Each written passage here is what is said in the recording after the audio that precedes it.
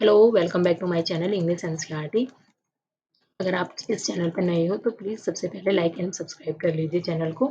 तो आज हम स्टार्ट करने वाले हैं क्लास 5th का 4th यूनिट को my Elder brothers. This short play is about two brothers who are affectionate and respectful to each others. The story also shows that learning from our day-to-day experience is as important as what we learn from books in the school. This play is based on the famous story in Hindi, Bade Bhai Saab, written by Munshi Premchand. ये जो story है Elder brothers, ये मुंशी प्रेमचंद के द्वारा लिखी गई है। ये हिंदी में लिखी गई है, जो हिंदी का टाइटल है इसका बड़े भाई साहब, और जिसे इंग्लिश में ट्रांसलेट किया गया है माय एल्डर ब्रदर्स के नाम से। ओके, ये क्या है, एक दो भाइयों के बेस की affectionate and respectful to each others की, जो एक दूसरे से प्यार और सम्मान करते हैं एक दूसरे के लिए, दिखती है। और ये हमारे डे टू डे लाइफ के एक्सपीरियंस को भी और इम्पोर्टेंस को भी बताती है कि हमें अपने अनुभव से कुछ उतना ही सीखना उतना महत्वपूर्ण होता है जितना कि हम स्कूल की किताबें से सीखते हैं। उतना ही महत्वपूर्ण हमारी जो हम डेली लाइफ में सीखते हैं, जो घर में रह के, आस-पड़ोस में रह के जो हम सीखते हैं, जितना इम्पोर्टेंस स्कूल में पढ़ना है, वो उतना ही इम्पोर्टेंस हमारे आस-पास की लाइफ जो होती है, उसकी भी इतनी इम्पोर्टेंस होती है। तो नेक्स्ट है scene first. A hostel room.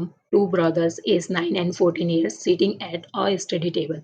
The elder brother, Bhaiya, is reading a book, and the younger one, Munna, is drawing picture of birds and animals. जो एक हॉस्टल का रूम है जहाँ पे क्या है, बड़े भैया है, जो टू ब्रदर्स है, टू ब्रदर, दो भाई है, एक नाइन नाइन ईयर्स ओल्ड है इवन, जो दूसरा भाई है वो 14 ईयर्स ओल्ड है, सिटिंग इस वो यहाँ पर बैठे हुए स्टडी टेबल पर बैठे हुए।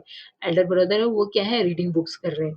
जो यंगर वन है, मुन्ना, वो क्या कर रहा है, ड्राइंग कर रहा है बर्ड्स की और एनिमल्स की। भैया, what are you doing Munna? भैया पूछते हैं मुन्ना से, व्हाट आर यू डूइंग? तुम क्या कर रहे हो मुन्ना? I am drawing. मैं चित्र बना रहा हूँ, ड्राइंग मतलब चित्र बनाना। भैया, व्हेन विल यू स्टडी? तुम पढ़ाई कब करोगे? Where were you in the morning? और तुम सुबह कहाँ थे? मुन्ना, टर्निंग पहले, मुन्ना घबरा गया। मतलब टर्निंग पहले मतलब चेहरा पीला पड़ना, घबरा जाना। आई वॉज प्लेइंग, मैं खेल रहा था। भैया, how can you sit with a book for an hours together for hours together? तो भैया अपने भाई, मुन्ना अपने भाई से पूछता है कि आप पूरे दिन भर कैसे बैठे रहते हो पढ़ाई करने के लिए? मतलब अपने भाई से पूछता है कि पूरे दिन भर आप पढ़ते रहते हो, ऐसे कैसे बैठ सकता है कोई भी पढ़ने के लिए? तो अपने भाई से बोल रहा है, भैया, that's because I want my foundation in education to be very strong. क्यों वो भैया रिप्लाई करते हैं मुन्ना को, क्योंकि मैं अपनी नींव को क्या है, मजबूत बनाना चाहता हूँ। If the base is strong then the building will stand firmly. तो वो बोल रहे हैं, अगर बेस मजबूत होगा तो बिल्डिंग क्या है, मजबूती से खड़ी होगी। अगर किसी भी पेड़ की जड़ मजबूत होती है तो पेड़ कभी नहीं टूटता है, वरना नहीं तो बाढ़ आती है, कुछ भी होता है तो पेड़ क्या है, जड़ से उखड़ जाता है। तो क्या बोल रहे हैं, मैं अपनी जड़ को, फाउंडेशन के मजबूत बनाना चाहता हूँ। Times it take me 2 years to do one. तो क्या बोल रहे हो कि कभी कभी हो सकता है कि मुझे ए- एक एक ही एक काम करने के लिए 2 साल लग जाए। Sometime takes me 2 years to do one. एक काम करने के लिए मुझे 2 साल लग जाए, लेकिन मुन्ना, ओ भैया, there is a big mela in the village today, should we go? तो मुन्ना मुन्ना क्या अपने भाई से कहता है कि यहाँ वहां पर एक बहुत बड़ा मेला लगा है, क्या हमें जाना चाहिए? भैया, have you ever seen me going to a fair और going to watch a cricket और हॉकी मैच? भैया भैया बोलते हैं मुन्ना से, क्या तुमने कभी मुझे जाते देखा, क्रिकेट या हॉकी मैच देखने के लिए जाते हुए कभी देखा? I don't go near them. मैं उनके पास नहीं जाता। I prefer to study a book. मुझे क्या है, किताबें पढ़ना पसंद है। मुझे अपने बुक पढ़ना पसंद है। I don't mind repeating a class for more than 2 years। और मुझे 2 साल से अधिक एक ही समय में एक ही कक्षा में रिपीट करने में कोई आपत्ति नहीं है। But you might stay in the same class all your life, लेकिन तुम तो जीवन भर एक ही कक्षा में रह सकते हो। You accept to pass if you waste your time playing all time. You are simply wasting father's hard earned money.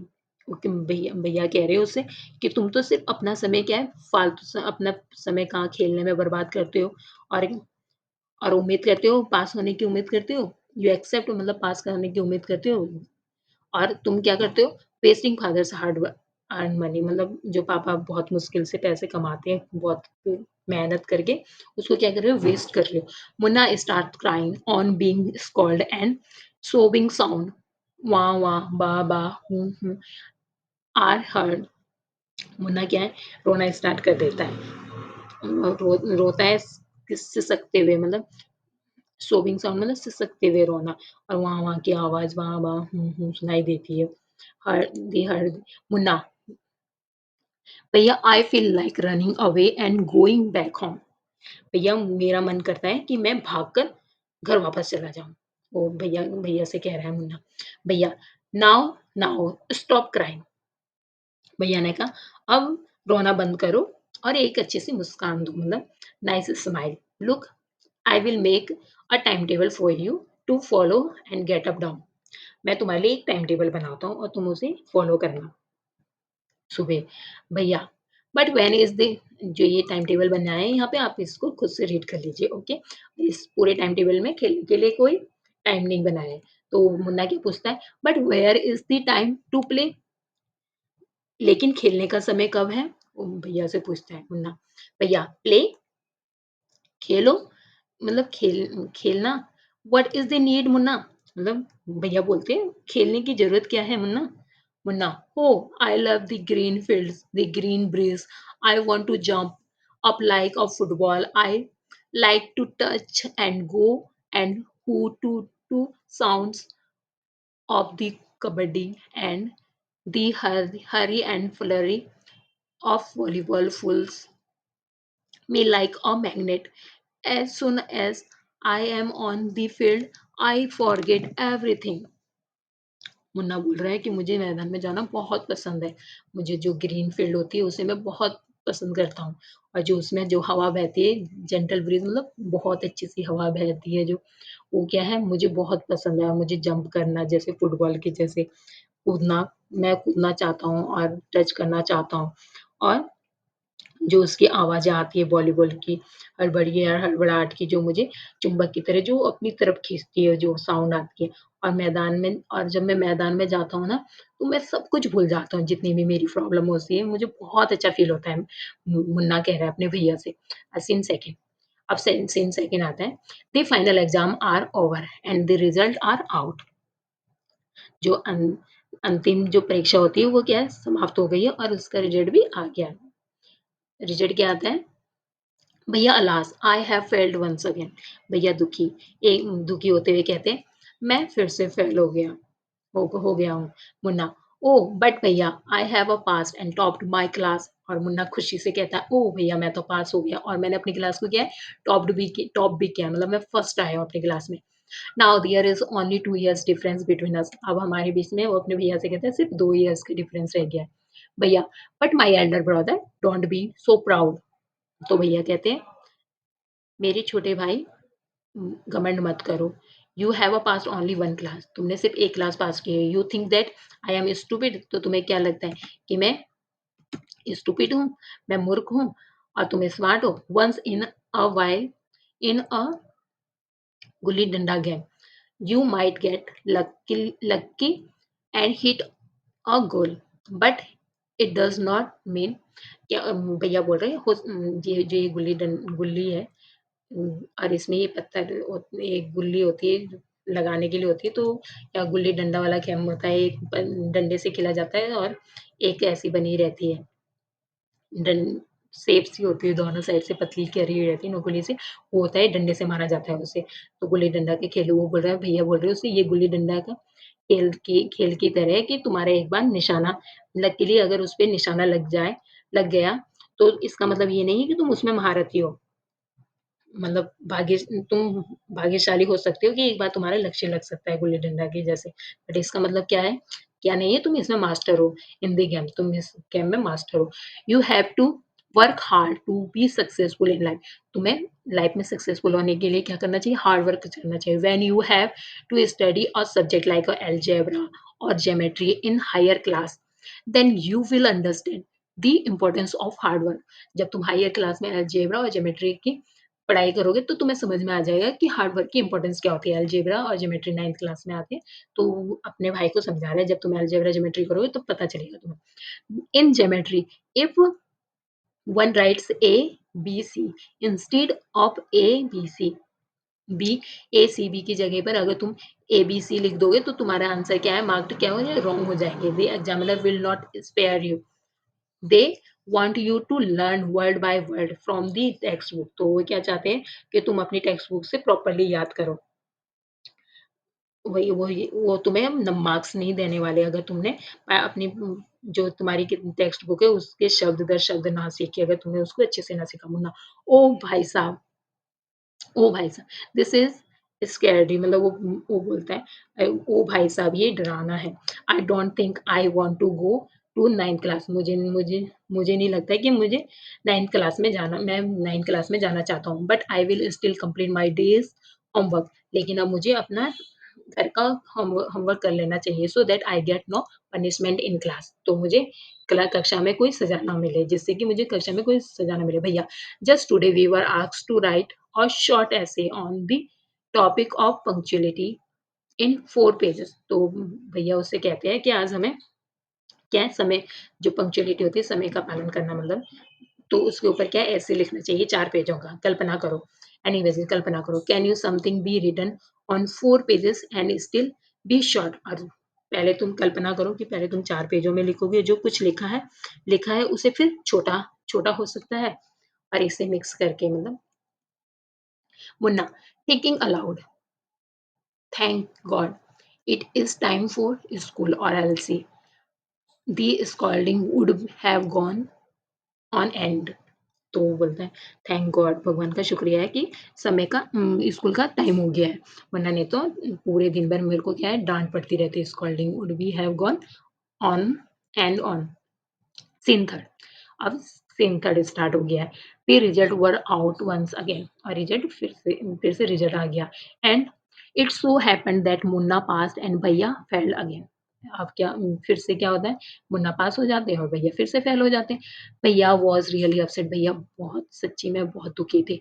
Munna was also sad seeing his brother so happy, और मुन्ना भी अपने भाई को देखकर दुखी हो जाता है। भैया now become gentler with Munna, और भैया भैया जो होते हैं वो जेंटलर हो जाते हैं मुन्ना के साथ। Munna become naughtier because of this and study even less than before, और मुन्ना क्या है, पहले से भी नटखट हो जाता है, और क्या है, पढ़ाई करना बिल्कुल कम कर देता है, लेस देन बिफोर, और पहले से बहुत कम पढ़ना शुरू कर देता है, पढ़ता ही नहीं है। मतलब मुन्ना टॉकिंग अलाउड, मुन्ना जोर से बोलते हुए, हाँ, आई एम लकी, मैं बहुत भाग्यशाली हूँ। आई कैन पास इजीली, मैं आराम से पास हो सकता हूँ। I need not study so hard, मुझे कठिन मेहनत करने की जरूरत नहीं है। Now I can play game with my friends, अब मैं क्या है, अपने फ्रेंड्स के साथ गेम खेल सकता हूँ। एंड फ्लाई काइट्स, और पतंग भी उड़ा सकता हूँ। But I should still be careful that भैया does not see me flying kites, लेकिन मुझे फिर भी क्या रहना चाहिए, सावधान रहना चाहिए, जैसे कि भैया मुझे पतंग उड़ाते हुए ना देख सके। One day, a kite is flying slowly downwards. Munna start running in order to grab it. Suddenly, he becomes he comes face to face with भैया। लेकिन एक दिन धीरे धीरे जब पतंग नीचे की ओर उड़ रही थी तो मुन्ना उसे पकड़ने के लिए दौड़ता है, तो अचानक से क्या है, भैया से फेस टू फेस हो जाते हैं, भैया भैया के आमने सामने हो जाते हैं। भैया catching hold catching hold the Munna से, भैया क्या है, मुन्ना मुन्ना के हाथ को पकड़ते हैं। Aren't you ashamed to be playing kites all day long. भैया कहते हैं, तुम्हें शर्म नहीं आती है कि आप अब तुम्हें रियलाइज नहीं होता है कि तुम 8th क्लास के हो अब, और तुम अब छोटी क्लास में नहीं पढ़ते हो, लोअर क्लास में नहीं पढ़ते हो। मतलब if you are think that I am just one class ahead of you, अगर तुम्हें लगता है मैं सिर्फ तुमसे एक क्लास आगे हूँ, तो यू कांट से एनीथिंग, मैं तुम्हें कुछ नहीं कह सकता, तो तुम क्या हो, रॉन्ग हो, तुम गलत हो। आई एम 5 years ओल्ड, मैं और मैं तुमसे 5 साल बड़ा हूँ, और मैं हमेशा रहूंगा, ऑलवेज भी, मतलब हमेशा तुमसे 5 साल बड़ा ही रहूंगा। Understanding understanding doesn't come only from reading books. जो हमारी अंडरस्टैंडिंग होती है वो सिर्फ किताबों से नहीं आती है हमें, मतलब जो हमारी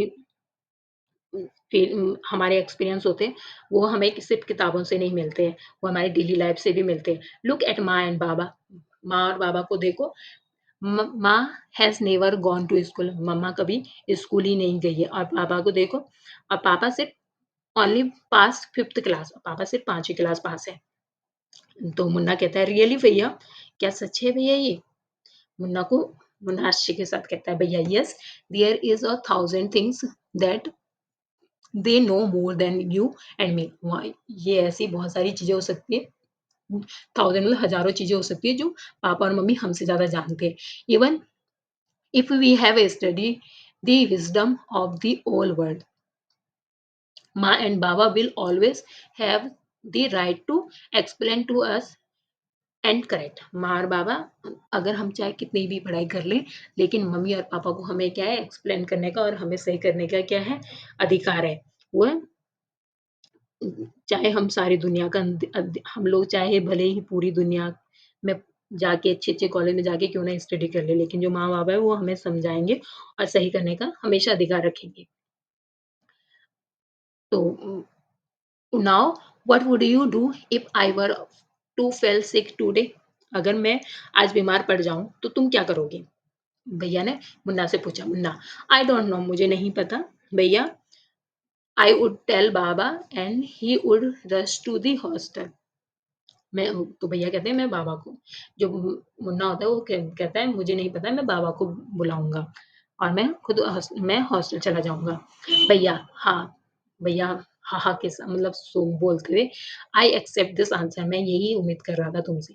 now Baba would not get upset, और अगर लेकिन अगर बाबा होते तो क्या है, वो अपसेट नहीं होते, वो दुखी नहीं होते। He would first try to find out what was wrong, सबसे पहले वो कोशिश करते, मुझे देखते, चेक करते और देखते कि क्या गलत, मतलब क्या हुआ है, मतलब क्या रॉन्ग हुआ है।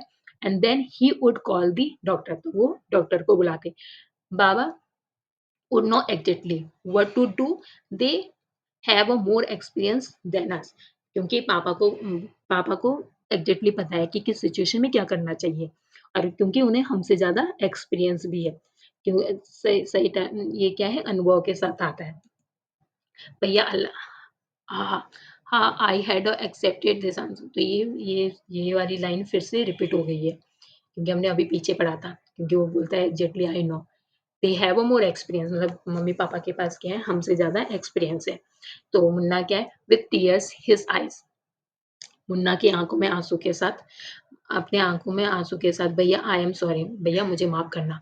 व्हाट यू से इज़ ट्रू, जो तुम कह रहे हो वो क्या है सही है। भैया हग हग्स मुन्ना लवली, भैया मुन्ना को प्यार से गले लगाया। भैया I also like to play and fly kites, but if I also play then how can I watch out for you? You are my responsibility. Munna I love you भैया।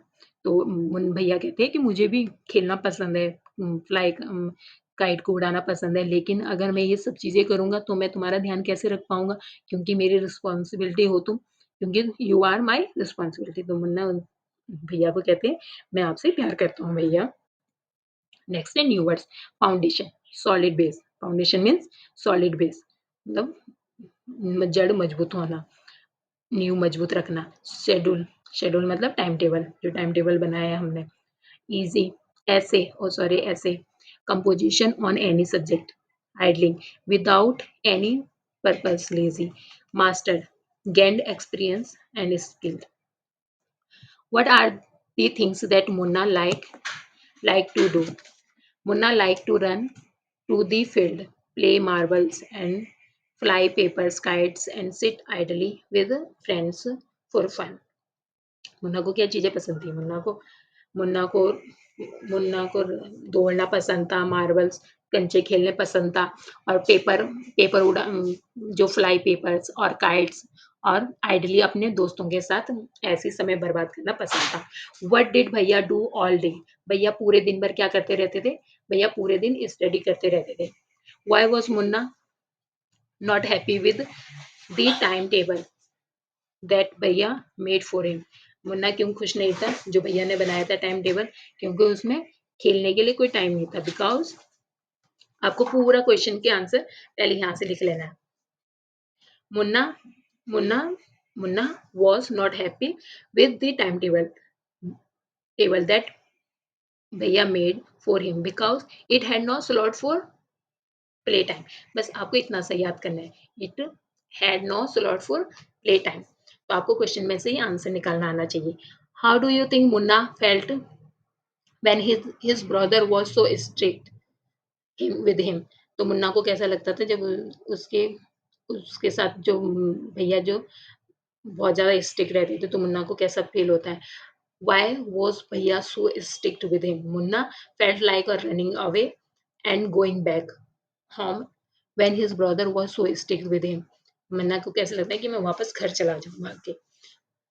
और भैया क्यों स्ट्रिक्ट थे? क्योंकि because he wanted him to play pay attention to studies. क्योंकि भैया चाहते थे कि मुन्ना अपने स्टडी में मतलब अपनी पढ़ाई अच्छे से करे। Which character do you like more? Munna या मुन्ना के भाई के? कौन-सा कैरेक्टर आपको पसंद आया? हम लोग इस जब हमने स्टोरी पढ़ी तो आपको कौन-सा कैरेक्टर पसंद आया और व्हाय? क्यों? तो बस आपको मुझे लगता है आपको ये मुन्ना का कैरेक्टर पसंद आया होगा। I like the character of Munna more because he managed to study well along with play और फन।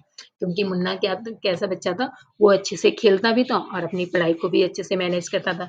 तो हमारी लाइफ में क्या है, गेम्स की भी बहुत इम्पोर्टेंस है। तो हमें ऐसे ही वैसे अपने लाइफ में पर पूरे टाइम पढ़ाई नहीं करनी चाहिए। मतलब पूरे टाइम हम पढ़ाई भी नहीं कर सकते।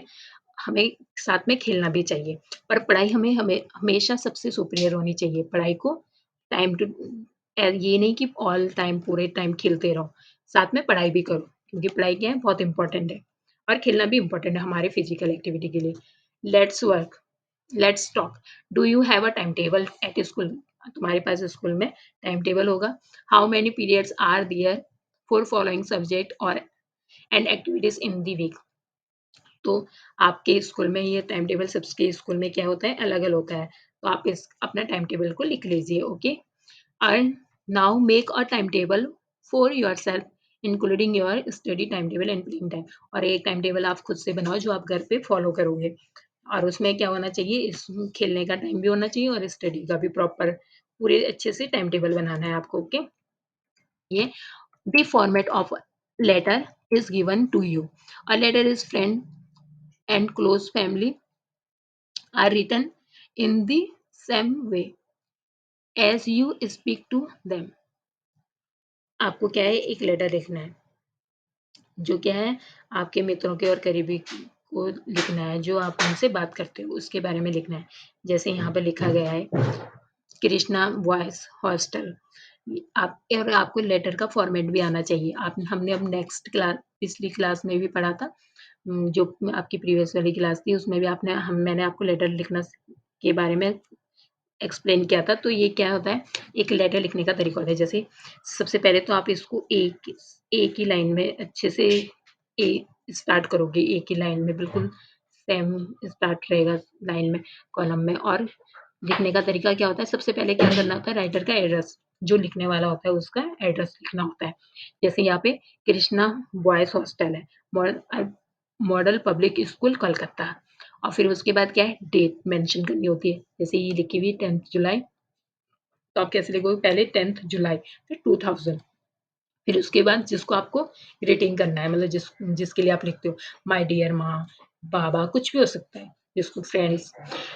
फिर आप क्या करोगे उसको इंट्रोडक्शन दोगे first of all this is my first letter after the summer vacation we started our classes and day after we reached the hostel I have a settled in well. तो आपने सबसे पहले क्या है अपना इंट्रोडक्शन दिया। फिर उसके बाद क्या करोगे बॉडी इसे बॉडी पार्ट कहते हैं।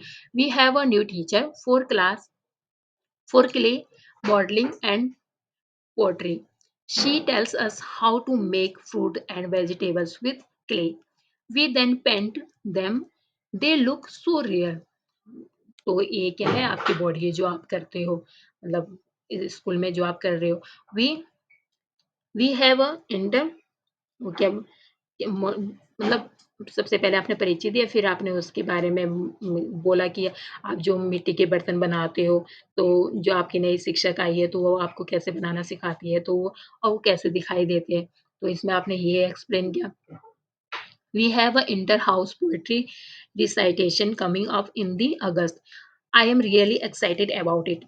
वो क्या बोल रहा है कि हमारे जो अभी कंपटीशन होने वाला है, तो मैं इसके लिए क्या है बहुत एक्साइटेड है। It is a long poem but I we learn it together with our teachers. ये क्या है बहुत लंबी कविता है, लेकिन हम अपनी टीचर के साथ मिलकर इसे सीखते हैं। और नेक्स्ट है एंडिंग, सबसे लास्ट का पैराग्राफ होता है ये। देखो कितने कितने कितने सेंटेंस में कितने पैराग्राफ में होता है ये देखो। आपको फर्स्ट तो आपको इसकी एड्रेस शो करना है। नेक्स्ट क्या है आपको डेट और फिर आपको ग्रीटिंग करना है, फिर इंट्रोडक्शन देना होता है, फिर ये बॉडी है, फिर उसके बाद एंडिंग पे आते हैं लास्ट में। वी हैव फिर हमने ये यहाँ तक तो पढ़ लिया था टीचर के साथ, हम इसे याद करें। It is nice to be back in school with my friends and teachers. I remember you and Baba a lot. Give my love to grandmother and grandfathers.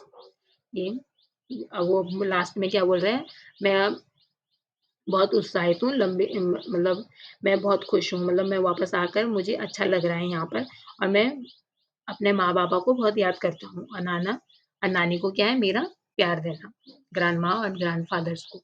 Do you right back soon? और जल्दी ही वापस लिखें, मतलब वो अपने parents को बोल रहा है अब मतलब मुझे वापस भी लिखें, मतलब लेटर वापस दे। योर लविंग सन, आपका आपका प्यारा बेटा।